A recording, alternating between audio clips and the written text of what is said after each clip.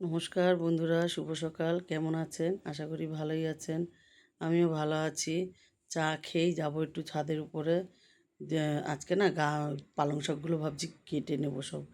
আর এই যে আসলাম উপরে, আর এখানে দেখেন পালং শাকগুলো তো তুলবই, আর এই লঙ্কাগুলো সব পেকে গেছে, লঙ্কাগুলোও তুলে নেব।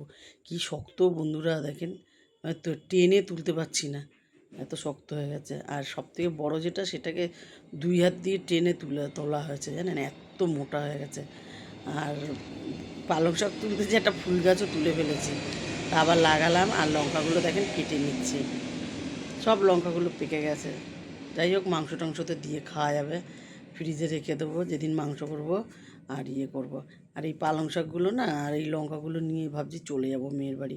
কেন, মেয়েদের কালকে শুক্রবার, কালকে ওরা বিউলির ডাল দিয়ে, সবজি দিয়ে বিউলির ডাল করব, কালকে দেখাবো, কালকে বিউলির ডালটা। আর এখানে দেখেন নিয়ে চলে যাব।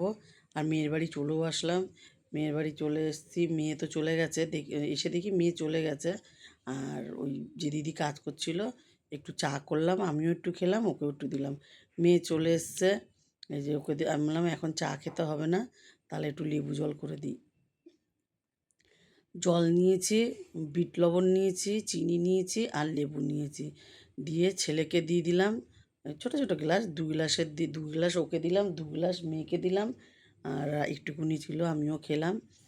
আমি আগে একটু চা খেয়েছি, তো খাওয়ার ইচ্ছা ছিল না, কিন্তু জবরদস্তি আমি একটু খেলাম। আর বেশ ভালো লাগছিলো।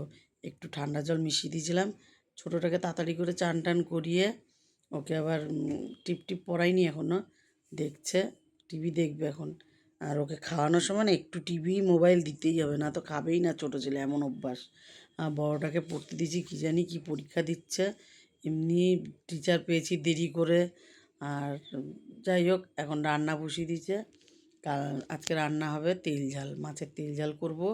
এদিকে দেখেন কাঁচা লঙ্কা, টমেটো আর কালো জিরে এই দিয়ে আগে তেল দিয়ে বসিয়ে দিয়েছি। আর এর মধ্যে একটু লবণ দিয়ে দিয়েছি, তাহলে টমেটোটা গলে গেছে। এবারে ভাজা মাছগুলো দিলাম, এটা দিয়ে একটু নেড়ে চেড়ে, একটু না নেড়ে চেড়ে জল দিয়ে দেবো। আর তেল ঝাল তো জল অল্পই দেবো বন্ধুরা। জল অল্প দিলে কী হবে, মাছটাও একটু সেদ্ধ হয়ে যাবে। আর এই মাছটা না একটু তেলসা তেলসা, না ভাতে মাখবো তো একটু তেল তেল লাগবে, এটুকুই জল দেবো, আর দেবো না জল। কেননা মাছটা সেদ্ধ হবে।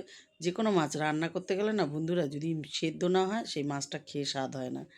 আর যতই আপনি ভাজেন না কেন। আর এখানে দেখেন মেয়েকে আগে খেতে দিয়েছি আজকে। কালকে ট্যাংরা মাছ করেছিলাম, অনেকটাই এনেছিল তো কালকে ট্যাংরা মাছ, ওই জন্য ছিল। এই যে ট্যাংরা মাছ রয়েও গেছে দেখেন, এটা আমরা পরে খাবো। মেয়েকে আগে খেতে দিয়ে দিয়েছি। ছোটো ছেলে খাচ্ছে, আমি বললাম তুই আগে খেয়ে নে, তারপরে আমরা খাবো, তাহলে কি তুই ছোটো ছেলেকে দেখতে পাবি। আর এখানে মেয়ে সন্ধেবেলা আমাকে চা করে দিয়ে একটু বাজার দিকে গেছিলো, আন্টির বাড়ি গেছিলো মাইনে দিতে।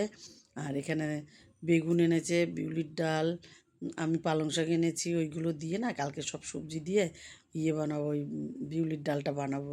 ছোটো ছেলের জন্য যে দেখেন রসগোল্লা এনেছে।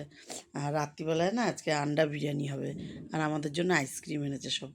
আর এখানে দই এনেছে, রায়তা বানাবে বলে। আমি বললাম রাত্রিবেলা রায়তা আন্ডা বিরিয়ানি এখন করবি?